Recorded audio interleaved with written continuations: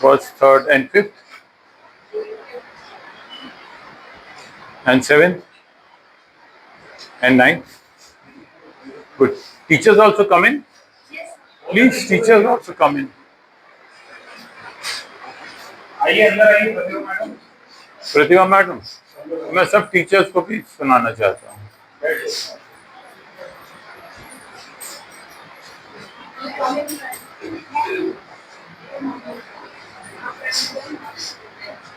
अच्छा, एलएलबी करके आप लोग क्या, कितने लोग वकील बनना चाहते हैं? हाथ खड़े करें जरा। और कितने लोग जज बनना चाहते हैं? अरे प्रतिभा, बात करने तो ना बच्चों से। जज इतने लोग बनना चाहते, कितने और दिखा। अपने आप को तोहफा मत समझना जज बन के। हैं? और पुलिस में कितने जाना चाहते हैं? पुलिस में नहीं जाना चाहते। Police is a very good line. वकीलों के लिए, लॉ ग्रेजुएट्स के लिए police is a very good line. I want one something to write. Police is a very good line.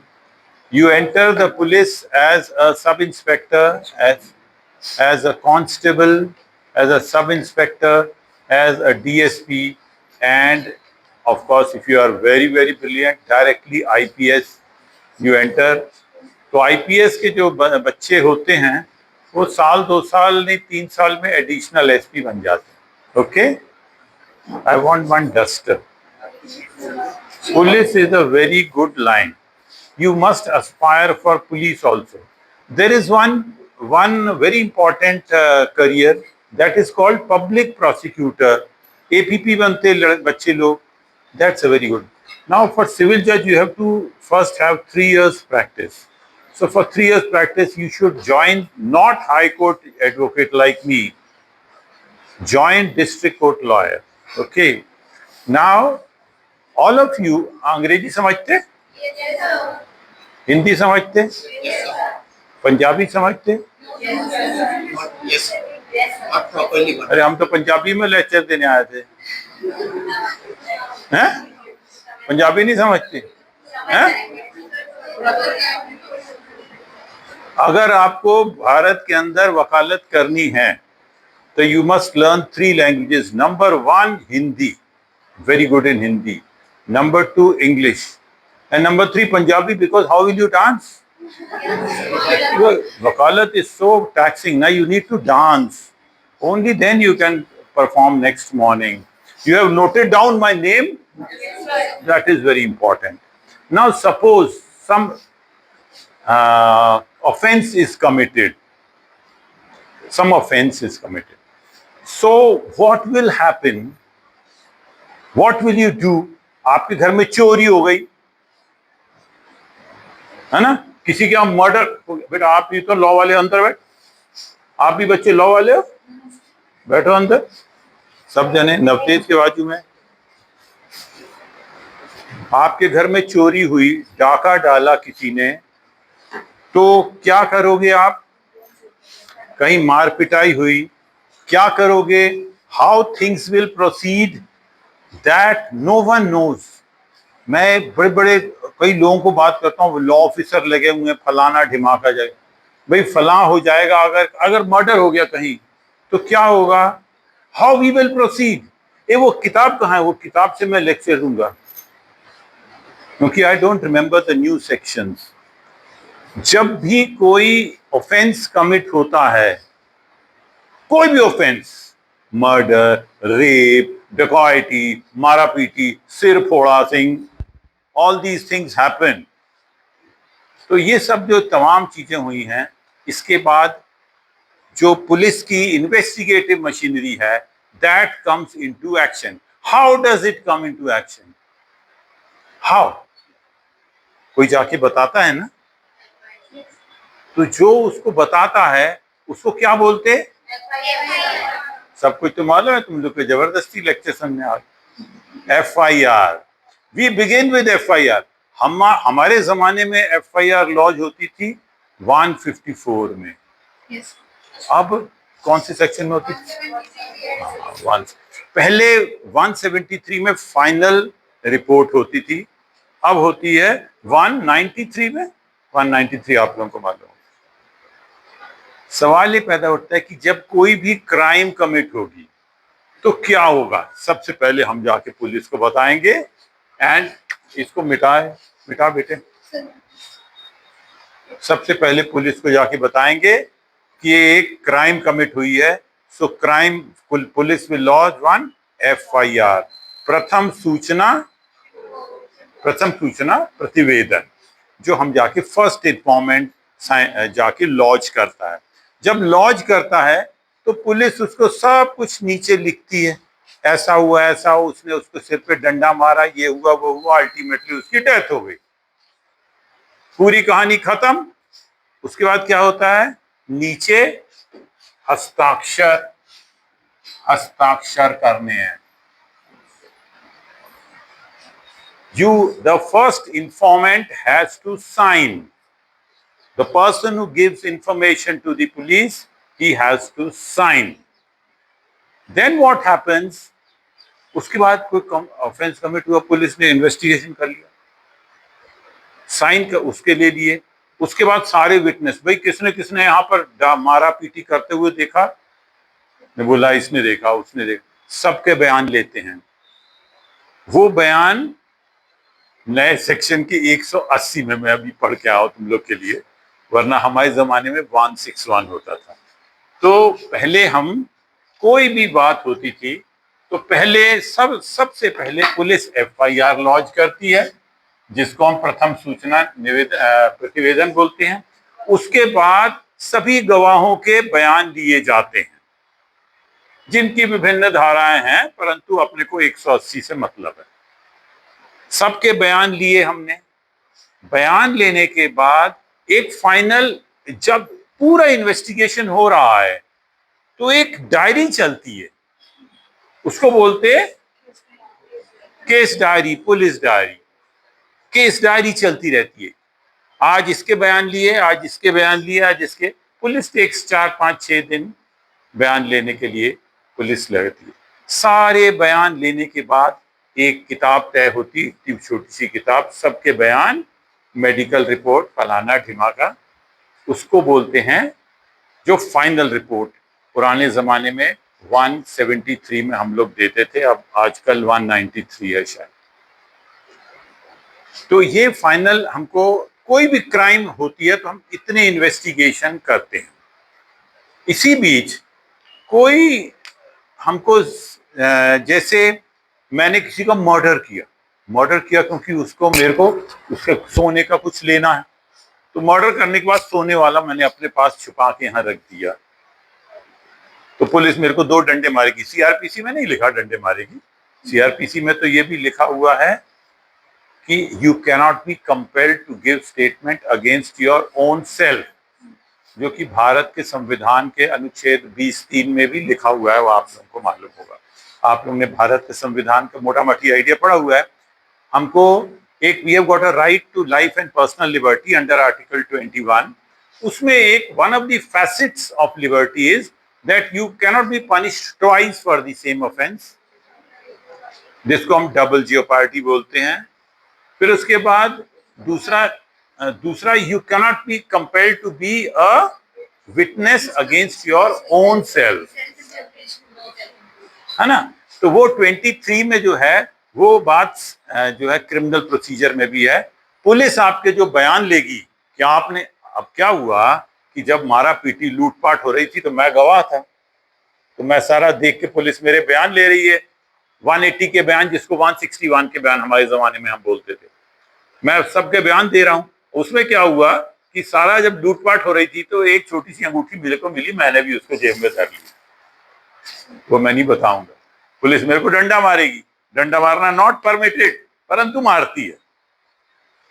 तो मेरे को बोलेंगे कि भाई वो कहाँ गया, तो मेरे को नहीं मालूम, I will not say, because you can not compel me to give statement against my own self, but this is all bloody written in the book, nothing of that sort happens. सही बात यह है कि police जो है यहाँ पर डंडे मारती, खाट खाट खाट, अच्छे अच्छे आदमी टूट जाते हैं। वीर सावरकर को इतना वीर बोलते हैं हम, बहुत वीर था, परंतु इतना हीनियस टॉर्चर दिया अंग्रेजों ने, that he wrote a apology. इसके लिए कुछ तो बोलते वीर सावरकर नहीं है। अरे भाई, इतना टॉर्चर तो उसने बर्दाश्त किया, देश के लिए इतना कुछ किया, पर आखिरकार डंडों की मार कहाँ तक? Very difficult. इस प्रकार हम कोई भी क्राइम का इन्वेस्टिगेशन करते हैं, जो कि आपको निधि मैडम क्राइम सीन डिटेक्शन करवाने जा रही हैं। अब पहले बात तो हम एफआईआर से कोई भी कार्य प्रारंभ करते हैं, फिर उसके बाद बयान जितनों ने देखा घटना होते हुए उनके बयान हम लेते हैं। फिर उसके बाद जो जो इंक्रीमेटिंग मटेरियल है, आपने डंडे से मारा, डंडे की जब्ती करी, छुरे से मारा, छुरे की जब्ती करी। फिर उसके बाद उसको कहां भेजा जाता है? उसमें ह्यूमन ब्लड लगा है कि नहीं लगा? पहली बात तो ब्लड है कि नहीं ब्लड, एक ऐसी इंक तो नहीं लगा दी। फिर ह्यूमन ब्लड है कि नहीं ब्लड। फिर उसके बाद रेप के केसेस में, सेप के केसेस में तो बहुत कुछ होता है, बहुत मेडिकल का बहुत ज्यादा इंपॉर्टेंस रहती है। वैसे मर्डर में भी बहुत ज्यादा मेडिकल की इंपॉर्टेंस रहती है, परंतु identification of the disease dead body is very important. Corpus of dead body must be found. If corpus of dead body is not found, क्या मालूम वो मरा कि नहीं मरा? आपको आदमी 1 साल पहले मरा है, उनने किसी को गाड़ दिया, 1 साल बाद एफआईआर हुई, मालूम चला अंदर से स्केलेटन निकला। अब वो स्केलेटन, वो आदमी की हाइट इतनी थी, स्केलेटन इतना बड़ा था, तो जाहिर है मैच नहीं हो रहा। जितना आप मैच कर सकते हो उतना तो आप मैच करोगे। तो ये जो आपको का क्राइम सीन डिटेक्शन है, इस क्राइम सीन इन्वेस्टिगेशन जो आप लोग सीखने जा रहे हो, ये मुख्यतः पुलिस का काम है। पुलिस का एक इंस्पेक्टर होता है, सब इंस्पेक्टर होता है, एक आईओ होता है। फिर ये सब के अदालत में बयान होते, पहले सारे गवाहों के होते हैं, फिर पुलिस वालों के होते हैं, आखिरी में इन्वेस्टिगेशन ऑफिसर का होता है, डॉक्टर का जरूर बयान होता है।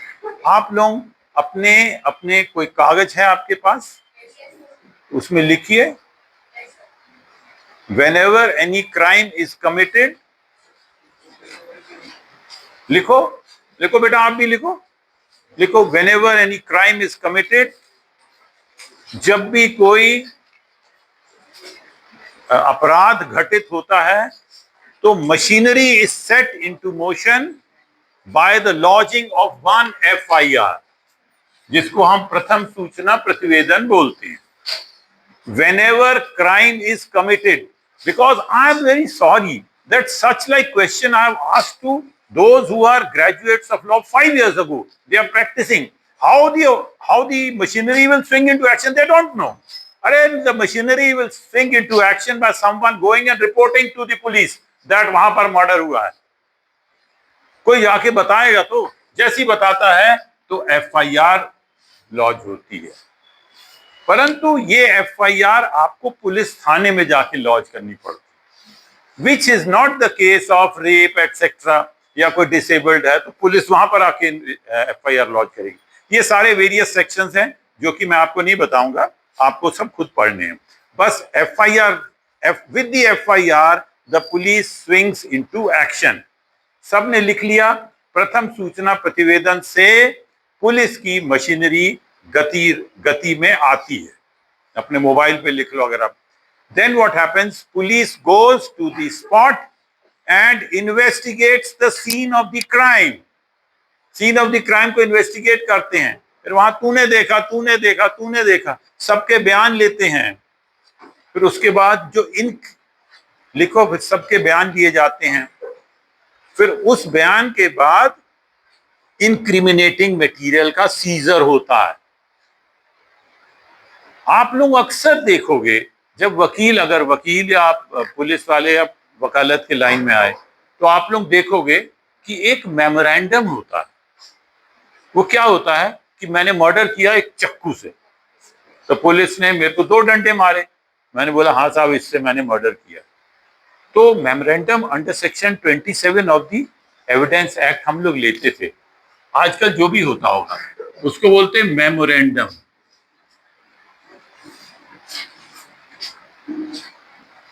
मेमोरेंडम से क्या होता है, वेपन ऑफ ऑफेंस, उसका scissor.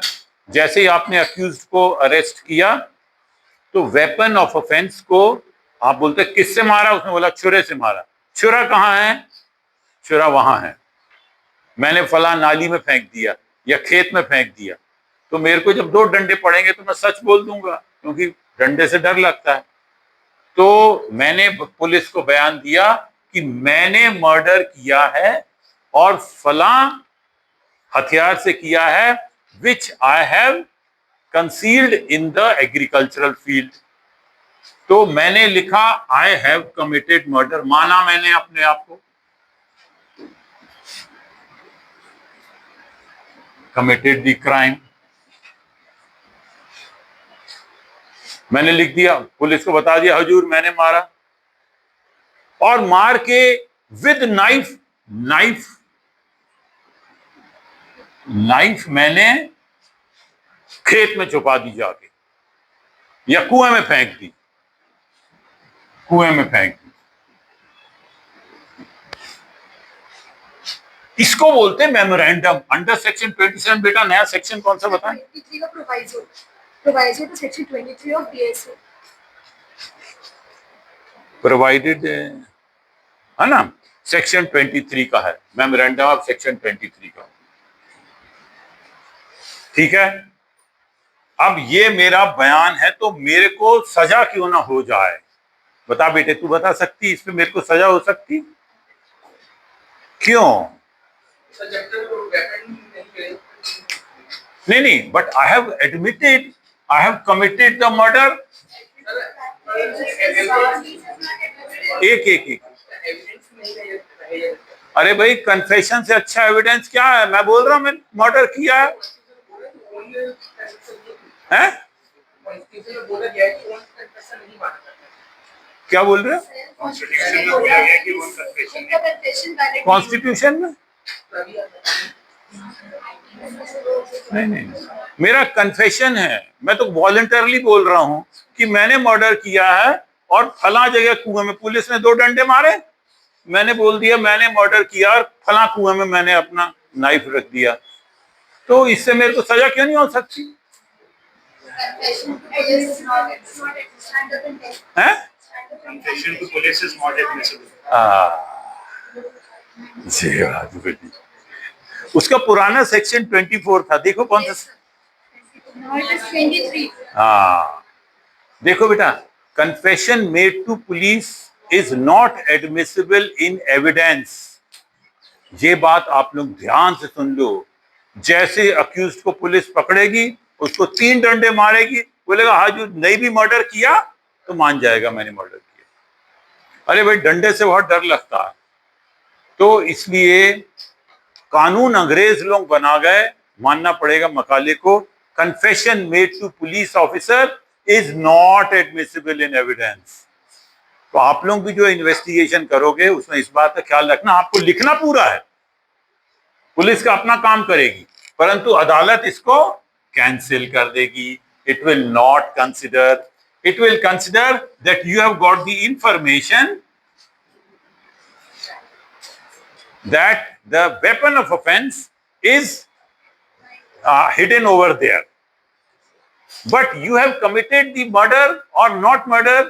This is not proved by this memorandum. This memorandum has got no meaning, but the police has to prepare this memorandum. It is the duty of police to prepare this memorandum, do all the seizure. Now this is a very incriminating circumstance. ये आपको जो अभियुक्त है उसको बहुत connect करती है crime के साथ। एक सर्कमस्टांशियल एविडेंस है, सपोर्ट करती है। 4 आदमियों ने देखा, परंतु साथ में ये मेमोरेंडम भी है, फिर इसमें ये नाइफ रिकवर हुई, फिर इस नाइफ को फॉरेंसिक के लिए अपन ने भेजा, उसमें ब्लड आ गया, तो ये एक इंक्रिमिनेटिंग मटेरियल हो गया। तो लिखो, आप लिखो, after FIR, statements of witnesses are recorded under section 180 of this new act, BNSS, और स्टेटमेंट्स रिकॉर्ड करने के बाद अगर अभियुक्त पकड़ा गया तो अभियुक्त को भी ये कानून में नहीं लिखा, परंतु सही बात है, अभियुक्त को 3-4 डंडे पड़ते हैं और उससे इन्वेस्टिगेशन। अब मैं छत्तीसगढ़ हाईकोर्ट में एक मुकदमा बहस करने गया। उस मुकदमे में एक डॉक्टर था, उसकी वाइफ थी और मेरा अभियुक्त था, मैं अभियुक्त के लिए था। मेरे को अभियुक्त ने पैसे दिए, मैं गया। मेरा अजीज दोस्त वहां जज था, जस्टिस प्रीतिंकर दिवाकर, बहुत अच्छा दोस्त था मेरा। I can say not because he is now retired chief justice. तो मैं उसके साथ बचपन से, जैसे आप लोग पढ़ रहे हो ना, ये चीफ जस्टिस लड़की बन जाए, ये लड़की वकील, कैसा लगता है? ऐसा होगा, जो मेरी जिंदगी में हुआ आपकी जिंदगी में भी होगा। आप लोग में से कोई जज होगा, कोई वकील होगा, आमने सामने बैठे होगे और एक दूसरे के खिलाफ निर्णय दोगे। ऐसा नहीं कि आपका दोस्त आपके पक्ष में निर्णय देता है, ऐसा कुछ नहीं होता। वो आपकी रिस्पेक्ट ज्यादा करता है। जैसे मेरे जितने यार दोस्त हैं या जितने मेरे को जानते हैं, वो मेरी रिस्पेक्ट करते हैं। ऐसा नहीं कि मेरे पक्ष में जजमेंट दे देते, ऐसा कुछ नहीं होता। तो मैं छत्तीसगढ़ हाईकोर्ट में एक मुकदमा बहस करने गया डबल मर्डर का। एक डॉक्टर था और डॉक्टर की वाइफ, दोनों को मेरे मुवक्किल ने फिनिश कर दिया। अब वो रात का वक्त था, किसी ने देखा नहीं। अब देखा नहीं तो पुलिस ने सर्कमस्टांशियल एविडेंस इकट्ठी करी, ये है वो है, उसको, वो गरीब था। और अल्टीमेटली क्या हुआ, वो डॉक्टर और डॉक्टरनी के पास एक चांदी की थाली थी।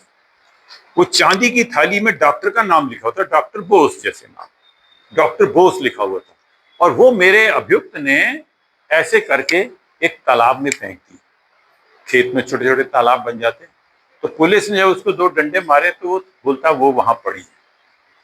तो मेरे को यही जस्टिस प्रीतिंकर दिवाकर बोलते, रूपरा साहब आपको कैसे मालूम, मैं अभियुक्त के लिए था, आपको कैसे मालूम है कि वो थाली वहां पड़ी थी और उसमें डॉक्टर का नाम लिखा हुआ? तो मैं क्या जवाब दूं? बोले हो ना हो तुम्ही ने मर्डर किया है और मर्डर करके थाली ले ली और थाली वहां फेंक दी, और अब तुम बोल रहे हो मैंने मर्डर नहीं किया। तो मैं इसका क्या जवाब दूं? इसका मैंने जवाब दिया, whenever a case is based on circumstantial evidence, now there are two things, circumstantial evidence and direct evidence। लिखो, आप लोग भी कोई क्राइम इन्वेस्टिगेट करोगे तो आप लोग को 2 प्रकार के क्राइम, 2 प्रकार के एविडेंस कलेक्ट करने की ड्यूटी। पुलिस वाले हो ना आप, मैडम बोले क्राइम इन्वेस्टिगेशन डिटेक्शन करना है, तो पुलिस वाले हो आप लोग। 2 टाइप के क्राइम, एक तो बोलेगा मैंने आंखों से मर्डर होते देखा, आपको डायरेक्ट एविडेंस मिल गई, वो सच है, हैं? सीसीटीवी डायरेक्ट एविडेंस होगी। सीसीटीवी के साथ section 65B of Indian evidence act लगता है, जो आजकल नया कोई सेक्शन लगता है, पर कोई बात नहीं, CCTV is also piece of evidence. और दूसरा, जैसे यहां पर मर्डर हुआ और यहां से मर्डर होने के बाद मैंने मर्डर कमिट किया और मैं बाहर निकला। अब ये किरण मैडम ने देख लिया कि ये यहां से निकल रहा है, और उसके बाद किरण आई और ये 4 लोग आए, यहां देखा डेड बॉडी है। अब वहां से कौन निकला? सरदार जी निकले, तो हो ना हो सरदार। This is a circumstance, it is not conclusive. हो सकता है कोई आसमान से टपक करके मर्डर करके भाग गया हो, परंतु एक सर्कमस्टांस है बहुत इंक्रिमिनेटिंग। तो मैंने जज साहब को जवाब दिया that undoubtedly it is an incriminating circumstance। incriminating word मैं आपको बता देता हूं, incriminating,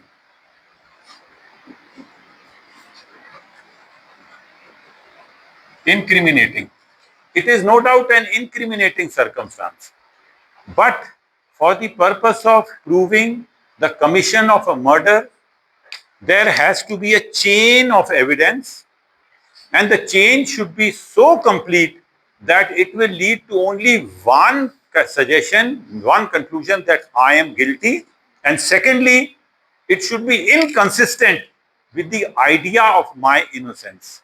थोड़ा सा कॉम्प्लिकेटेड है आप नए बच्चों के लिए, मतलब इतनी सारी सर्कमस्टांस होनी चाहिए जो कि एक ही कंक्लूजन निकाले कि मैंने ही मर्डर किया और किसी और ने नहीं किया। तो मैंने कहा बहुत इंक्रिमिनेटिंग सर्कमस्टांस है, पर ये सर्कमस्टांस अलोन पर्याप्त नहीं है। उस जजमेंट, उसका क्या हुआ, इससे रिजल्ट मालूम, उस केस का छूट गया। 2 मर्डर करके सरदार जी को फीस दी, छूट गया। तो इस प्रकार मुकदमे की प्रकरण की इन्वेस्टिगेशन होती है। आप लोगों को 3-4 चीजें का ख्याल रखना है। को जहां भी क्राइम होता है उस क्राइम में जाके पहले क्राइम का सीन अच्छे से एग्जामिन करना है, किसी चीज को हाथ नहीं लगाना, सबको फोटो खींचना है। फिर उसके बाद किसने क्राइम होता देखा उसकी एविडेंस रिकॉर्ड करनी है। फिर उसके बाद जिसने कोई सरकमस्टांस देखी उस सरकमस्टांस का भी उसको कोई क्रिमिनेशन, जैसे मेरे कोई भी केस के फैक्ट्स इनको बताया भी कि नहीं, वी डोंट नो। कोई भी सरकमस्टांस है, जैसे मेरे को किसी आदमी पे गुस्सा, मैं तेरी जान ले लूंगा, तेरे को छोड़ूंगा नहीं। 4 आदमियों ने मेरे को देख लिया कि मैंने बोला तेरी जान ले लूंगा। या फिर मेरा और तेरा संपत्ति का झगड़ा है, अरे मेरे को अगर ये वाला प्लॉट में तूने खाली नहीं कराया मैं तेरे को मर्डर कर दूंगा। 4 आदमी ने सुन लिया, murder. This is also circumstance, मतलब मोटिव। मेरे को मर्डर करने को मोटिव तो होना चाहिए कि तुम मेरी जमीन पे कब्जा किए हो, या तुम्हारे को मेरे से कोई और इश्यू हो गया, या गाली गलौज हो गया, कुछ भी हो गया। There has to be a motive. उस मोटिव के कारण ही मैं कोई क्राइम कर रहा हूं। In the case of murder कोई स्ट्रॉन्ग मोटिव होना चाहिए, कोई जनरली प्रॉपर्टी का या औरत का, इस प्रकार के स्ट्रॉन्ग मोटिव होते हैं, तभी आदमी मर्डर करता है। या फिर इलेक्शन में आपको हारना, आपके जीतना, इस प्रकार की घटनाओं में मर्डर आदमी करता है। तो ये आपको मोटिव भी कलेक्ट करना है, कोई भी क्राइम सीन डिटेक्शन के लिए मोटिव भी कलेक्ट करना है, आपको सर्कमस्टांशियल एविडेंस भी कलेक्ट करनी है, आपको डायरेक्ट एविडेंस भी कलेक्ट करनी है। और various provisions of Indian penal code, murder में आपको जो पहले 300 था, सेक्शन 300 वाज मर्डर, अब सेक्शन 100 इज द मर्डर।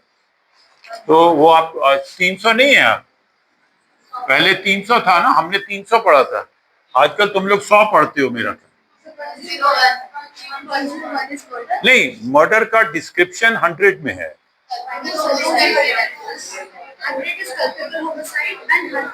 नहीं, 100 इज, अच्छा 101 इज मर्डर, अच्छा 101 इज मर्डर। और फिर उसके बाद 13 का 302 है ना? ये मर्डर का ऑफेंस हो गया। वेरियस इस प्रकार सबसे ज्यादा जो आजकल क्राइम होती है वो मैं देखता हूँ, या तो मर्डर तो कम होती है, ये 323, 24, ये तो सब कॉग्निसेबल और नॉन कॉग्निसेबल आप लोगों को मालूम है ना? मालूम है? बता, लड़की कॉग्निसेबल किसको बोलते बेटा? खड़े होके जोर से।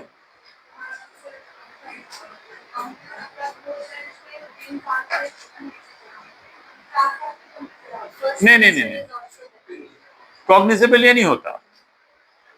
जैसे मैंने किसी को थप्पड़ मार दिया तो 323 पुराने जमाने में लगता था, आजकल जो भी लगता है, तो पुलिस आके मेरे को पकड़ेगी नहीं। ये police has to get my warrant from a magistrate only then. पर मैंने अगर किसी का सिर फोड़ दिया, बैठ जा, किसी का सिर फोड़ दिया, मर्डर कर दिया, डाका डाल दिया, रेप कर दिया, तो पुलिस को कोई वारंट की जरूरत नहीं हो पड़ती, सीधे आके मेरे को पकड़ लेती है। उसको बोलते हैं कॉग्निसेबल ऑफेंस। तो कॉग्निसेबल ऑफेंस ये है जिसके लिए पुलिस आपको सीधे कॉग्निसेंस लेके, संज्ञान लेके, संज्ञेय अपराध जिसको बोलते हैं, सीधे आके मेरे को पकड़ सकती है। और बेलेबल ऑफेंस और non bailable offence. Bailable offence क्या होता है बेटा?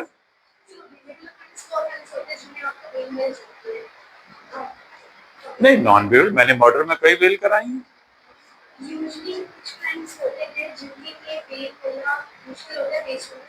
नहीं बेटा, नहीं, that is not the answer.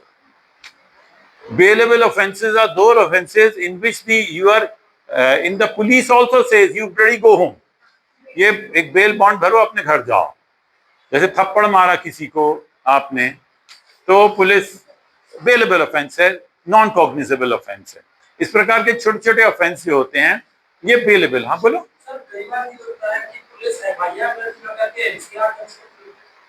हाँ, वो सेक्शन 1 पहले जो सेक्शन है उसका अगला सेक्शन जो नॉन, हाँ उस उसमें जब कॉग्निजेबल नहीं है तो आपको मजिस्ट्रेट के पास जाना पड़ेगा। किसी ने किसी को डिफेम कर दिया या 323 थप्पड़ मार दिया तो आपको मजिस्ट्रेट से जाके ऑफेंस रजिस्टर करा के फिर आप उनके पास जाओगे। हैं बाईगेमी, एक औरत के रहते हुए दूसरी शादी कर ली, हालांकि वो बहुत भयंकर ऑफेंस है, अगर प्रूव नहीं होता बहुत जबरदस्त ऑफेंस है। अगर आपने दूसरी वाइफ रख ली पहले रखते हुए तो उसका काफी से ज्यादा सजा, मेरा ख्याल 7 साल की थी सजा, वेरी सीरियस ऑफेंस।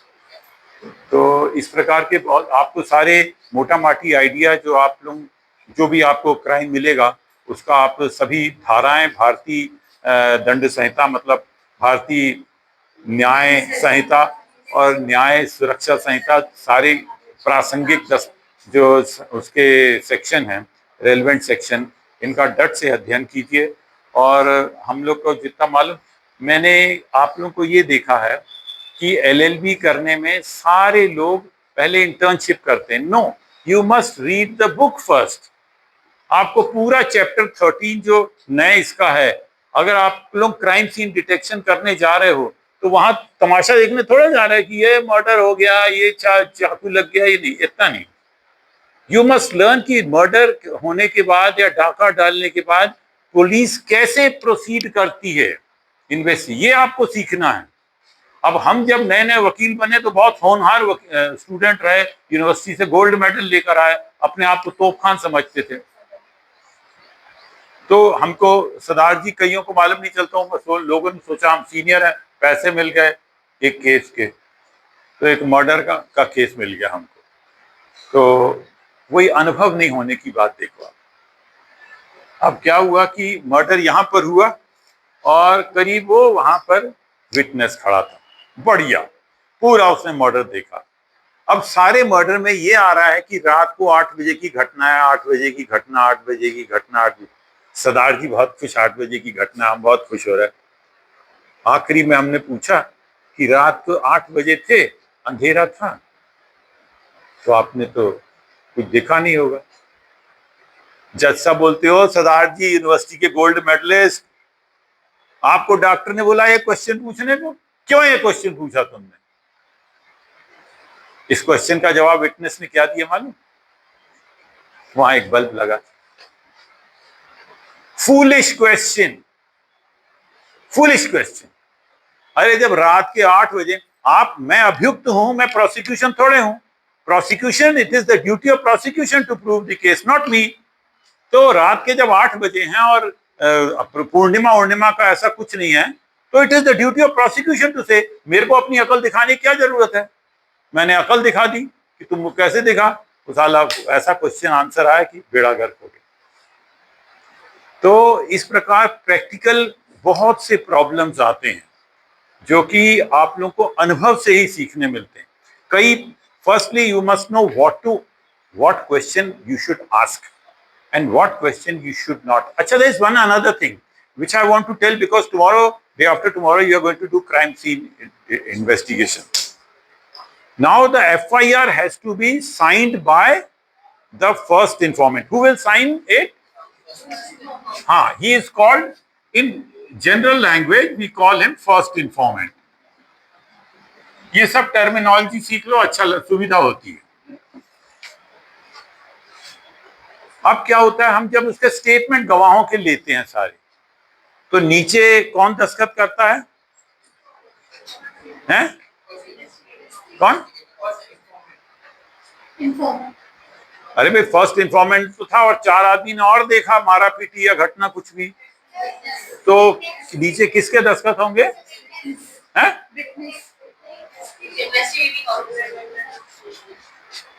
नहीं, no one will write down, no one will sign, no witness will sign the statement given to the police under section 180. इस बात का ख्याल रखो। और पुलिस गधापन करती है, उसका आपको फायदा मिलेगा, आप तो अक्यूज के लिए जनरली अपीयर होगे शुरू में। So no witness is going to sign the statement under section 180. Who will sign? the IO will sign. The IO will sign. लिखो IO will sign. Investigating officer will sign. ठीक है।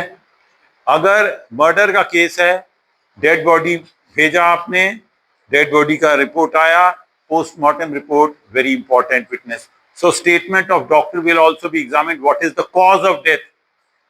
मालूम चला कि सारे गवाह बोल रहे हैं कि सिर पे डंडा मारा, और मेडिकल रिपोर्ट आया कि पेट में छुरा भोंका, अभियुक्त बरी हो जाएगा। स्वर्गीय सरदार हरि सिंह जी रूपरा, 1900 समझो 71-72 की बात है, तो मैं तो बहुत ही छोटा था। उसमें क्या हुआ कि एक आदमी का मर्डर हुआ, और मर्डर होने के बाद हमारे पास आया, डैडी ने 2500 रुपये फीस बोली। मेरे पिताजी ने 2500, अच्छी बहुत बड़ा रकम थी 2500। तो उसमें क्या हुआ, पेट में भी किसी ने मारा और सिर में भी डंडे मारे। तो स्वर्गीय सरदार हरि सिंह रूपरा जी ने मेरे को अपने मुंह से बताया कि मैंने डिफेंस ऐसे डेवलप किया कि वहां पर ढोर बहुत घूम रहे थे, ढोर लोग आपस में लड़ते हैं। एक ढोर ने जो मृतक है उसके पेट में सींग मारा, और मृतक जैसे पेट में सींग, उसका दर्द में, तो जो बर्छी से ऐसे निकलता है डंडा, वो सिर में लगा तो 2 जगह चोट आई, इसलिए वो मर गया। वो पता नहीं और बाकी मटेरियल के साथ लग के वो बंदा बरी हो गया। बरी होने के बाद वो बंदा पागल हो गया, क्योंकि बड़ा सच्चा आदमी था। उसने कहा मैंने मर्डर किया है, मैं कैसे बरी हो गया। तो ही वेंट मैड। काफी दिन फिर डैडी से हमारे दफ्तर में भी मिलने आया, बहुत तगड़ा था। हम देखते थे उसको, डैडी बोलते देखो बेटा मैंने तो छुड़ा दिया, बाकी भगवान ने। तो इस प्रकार की जिंदगी में बहुत सी घटनाएं घटती हैं, और बहुत से गवाह एकदम सच्चे होते हैं, और बहुत से अभियुक्त भी बहुत सच्चे होते हैं। एक और आपको घटना स्वर्गीय सरदार हरि सिंह रूपरा की मैं बता देता हूँ। एक गोंड था, उस गोंड की वाइफ का कैरेक्टर गड़बड़ था, फला आदमी के साथ उसका अफेयर चल रहा था। तो गोंड ने क्या किया, अपनी वाइफ को पेट में मार दिया। पेट में मार दिया, वाइफ बच गई, तो 307 बना। 307 बना, तो जब गवाही के लिए आया तो डैडी ने उससे पूछा, तो वाइफ बोलती हमने नहीं देखा, अपने पति के खिलाफ क्यों बोलेगी, पैचअप हो गया सब, और साथ में खुद भी गिल्टी थी। फिर गोंड आया, तो डैडी ने उससे पूछा, क्यों भैया, अदालत ने उससे पूछा, आपने ये आप पे आरोप है, आपने मर्डर, पेट में छुरा मारा। हाँ हजूर मारा, गलती हो गई। तो मेरे डैडी यंग मैन थे, रूपरा साहब ये जजेस, क्या आप विटनेस को पढ़ा के नहीं आए। डैडी को डांट पड़ी, जैसे ये यंग बॉय है तो जज लोग डांट सकते हैं, जाइए इसको समझा के आइए। बाहर गए, उसको समझाया, गोंड जी महाराज किसी ने देखा नहीं, आपकी पत्नी भी बोल रही है कि नहीं देखा, आप काहे को बोल रहे हैं। जी सर जी सर। फिर अंदर गया, अच्छा भी देखो आपने अपनी पत्नी के पेट में छुरा मारा। हाँ हुजूर गलती हो गई। फिर डैडी को डांट पड़ी, फिर बाहर ले गया उसको। अबे गधे बेवकूफ, तेरे को 10 साल की सजा हो जाएगी, उल्लू के पट्टे, समझ क्यों नहीं रहा तू। तो बोलता हुजूर इस अदालत में तो बच जाऊंगा, वहां कौन बचाएगा। बोले अगर मेरे को झूठ बोलना है तो आपको वकील ही क्यों करना, झूठ बोल के हम खुद ही बच जाएंगे। आपको विश्वास नहीं होगा, वो पट्टे ने झूठ नहीं बोला, और अदालत ने झूठ लिखा कि मैंने पेट में छुरा नहीं मांगा, तो सारा पाप अदालत ने सिराया, हरि सिंह रूपरा के सिराया, वो गोंड ने झूठ नहीं बोला। तो वकालत में बहुत सी ऐसी घटनाएं घटती हैं कि आदमी खुद दंग हो जाता है। एक घटना और मैं बता दूंगा, पता नहीं इसका आप लोगों के केस से कोई संबंध है कि नहीं, I don't know, I just you are enjoying, I am also.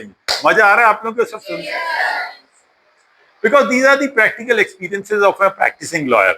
When I just joined the practice, there was a beautiful lady who used to come to my office. She was very beautiful, fair, लंबी चौड़ी, दिखने में नैन नक्श बड़े सुंदर।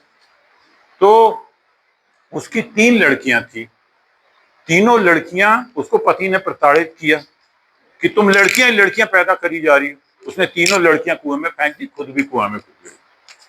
तो 2 लड़कियां डूब के मर गई, एक लड़की को किसी ने बचा लिया, इस औरत को भी किसी ने बचा लिया। उसके ऊपर 302 ये वो कई धाराएं लग गई। तो अदालत के सामने आदमी पे भी लगा प्रताड़ना 498 है।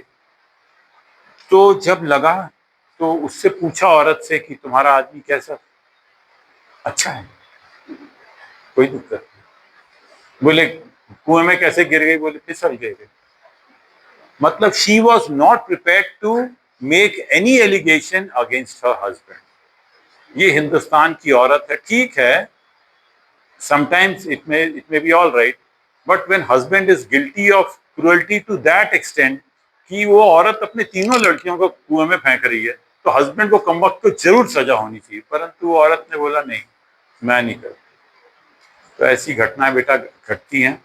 तो आप लोग पुलिस में जाओगे तो ईमानदारी से इन्वेस्टिगेशन करना, और अगर आप लोग एपीपी बनोगे तो ईमानदारी से आप लोग जो मैटर आपके सामने आया, पुलिस केस डायरी, पहली बात तो केस डायरी अपन मेंटेन रखते हैं, मालूम ना, वो भी आप, मैंने लिख लिया ना।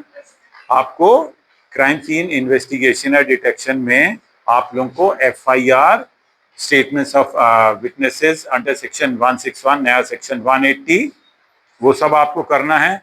और इसके बाद आप लोगों को जो डेड बॉडी है उसको पोस्टमार्टम के लिए भेजना है। जो आपको इनक्रिमिनेटिंग मटेरियल मिलेगा मौके पर, उसका आपको फॉरेंसिक रिपोर्ट लेनी है। उसमें ह्यूमन ब्लड है कि नहीं है, ये सब आप लोग लिख लो ना, ये जो वेरियस स्टेप्स हैं, ह्यूमन ब्लड है कि नहीं है।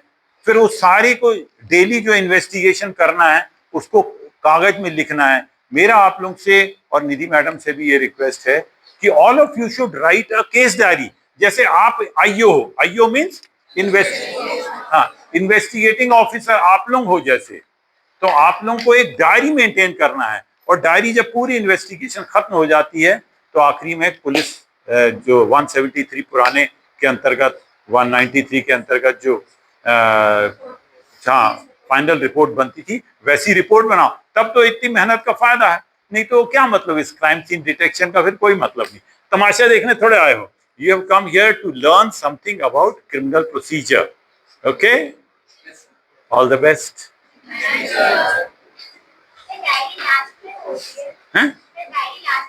हाँ, preparation of diary is the, और कोई क्वेश्चन पूछना तो यार liberty, no problem.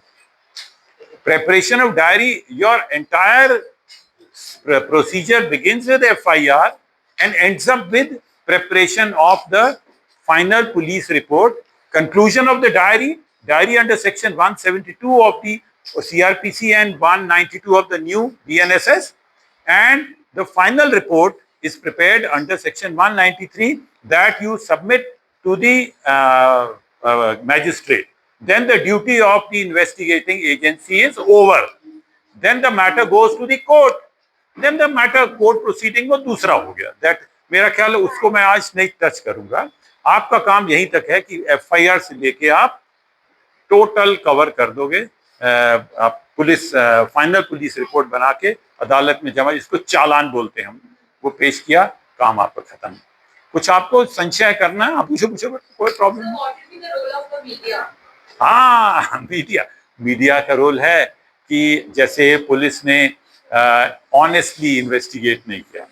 Fairlie speaking, sit down, Fairlie speaking, if the police is not honest in its approach, or even if it is honest, you know, transparency in investigation will ensure that everything is being done honestly. But sometimes I feel that 100% transparency may not be good, because police diary is not available to the counsel for the accused. When we make an application, suppose the person, my client is arrested, I make an application for bail. So the police prosecution opposes my application before the court, and I am standing in front of the court. So the police produces the case diary. That case diary is not available to me. That case diary is only, ये natural justice का violation हो गया। Natural justice का मतलब आप लोगों को मालूम है। तो जो पुलिस केस डायरी अदालत के सामने पेश करी तो प्रोसिक्यूशन पढ़ रही है और अदालत पढ़ रही है, अक्यूज के वकील साहब को नहीं पढ़ना मिल रहा। तो 100% ट्रांसपेरेंसी तो नहीं होती, परंतु बाय एंड लार्ज थोड़ा सा जो अपरेंट कोई अगर पुलिस गलत कर रही है, कुछ कर रही है, तो मेरा ख्याल है कि क्राइम मीडिया की बहुत अच्छा हो सकता है रोल। और जैसे किसी ने छोटी लड़की का मर्डर कर दिया, रेप कर दिया, पुलिस ने जाके एनकाउंटर किया, उसका मार दिया, गलत काम किया, नॉट गुड। परंतु ठीक है, I can't comment. Strictly speaking, as per law, that policeman is also guilty. मैं आपको एक बहुत पुरानी बात बताऊं, एक बहुत हमारा भारत के बहुत ऊंचे पद पे एक व्यक्ति विराजमान थे जिनका हमारे घर से बहुत अच्छा संबंध था। मैं और मेरे पिताजी स्वर्गीय सरदार हरि सिंह रूपरा उनके पास मिलने गए, जैसे इंदिरा गांधी से मिलने गए, बिग शॉट। तो उनके पास एक पुलिस का एसपी आया और एसपी आके बोलता, हजूर आपने, मैं सस्पेंड हो गया, ये क्या हो गया, ये कैसा हो गया। मीडिया का रोल समझा रहा हूं आप। तो वो इम्पोर्टेंट बंदा जो हमारा यार डैडी का बहुत अच्छा दोस्त था, उसने बोला, मैंने बोला था कि वो हार्डेंड क्रिमिनल है, उसको रिमूव कर दो। उसका ये मतलब थोड़े कि तुम पेड़ में बांध के उसको शूट करो, तुमको उसको एनकाउंटर अच्छे से दिखाना था। तो जिंदगी के यथार्थ बहुत कड़वे होते हैं और कानून कुछ अलग होता है। कई बार ऐसे हार्डेंड क्रिमिनल्स होते हैं जिनको कि पुलिस रिमूव कर देती है। अब अपने यूपी में भी सुनते हैं, क्योंकि यूपी में मेरे भी बहुत इंपॉर्टेंट पोस्ट पे लोग बैठे, मेरे यार दोस्त थे। यूपी में क्राइम रेट बहुत कम किया है, सुनते योगी ने, और इस प्रकार के बहुत से गलत सलत काम किए हैं जो strictly speaking they are not permissible in law. परंतु I can't say whether they are correct or not. But there, media plays a very important role, because if the executive also exceeds the limits of arbitrariness, limits of cruelty, तो जैसे पंजाब में आप लोग पैदा नहीं हुए थे, पंजाब में खालिस्तान को बहुत जबरदस्त भिंडरांवाले ने चालू किया। तो एक सरदार था गिल, केपीएस गिल, उसने ये पूरी कॉलोनी के जितने बच्चे हैं 10 साल से लेकर 20 साल तक लाइन से खड़े किए, शूट। फिर दूसरी कॉलोनी में गए, बच्चे सारे खड़े किए, लाइन से खड़े, शूट। इतनी क्रूअल्टी पंजाब में उस सरदार ने करी। तो ये इस प्रकार फिर जो मीडिया वालों ने काफी हल्ला वल्ला मचाया, बाद में जो भी एक्शन हुआ नहीं हुआ, पर इस प्रकार की घटनाएं अंग्रेज भी करते रहे, अपन ने खुद भी अपने आप पे करी है। अच्छा नहीं हुआ, आई डोंट अप्रूव, पर हो जाता है। परंतु आप लोग कानून फॉलो करिए, और पुलिस में अगर जाओगे तो किसी को ज़्यादा मारा पीटी नहीं करना, अच्छे से उसका इन्वेस्टिगेशन करना, किसी केस को 3rd डिग्री नहीं देना, गंदी बात है 3rd डिग्री देना। उससे पूछो कि क्या जी आप मेरे दोस्त हैं, नेगी करके पुलिस में अभी एसपी रिटायर हुआ। बोलता, अगर मैं किसी अभियुक्त को बोलूँगा कि चोर जी महाराज आपने कहाँ चोरी की है, तो बोले बताएगा। बोले जब तक 3-4 डंडे नहीं मारो बोलते ही नहीं है। ठीक है, और कुछ पूछना है पूछ सकते हो।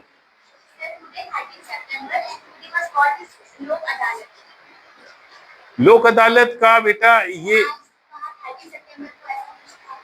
लोक अदालत का आज की टॉपिक से कोई ताल्लुक नहीं है। लोक अदालत के बारे में आपको जानना है। लोक अदालत एक पागलपन है जिससे वकीलों का बहुत नुकसान होता है। फिर कभी बताऊंगा बेटा, है उसके बारे में फिर सुन लेना, ठीक है। Okay, thank you, thank you.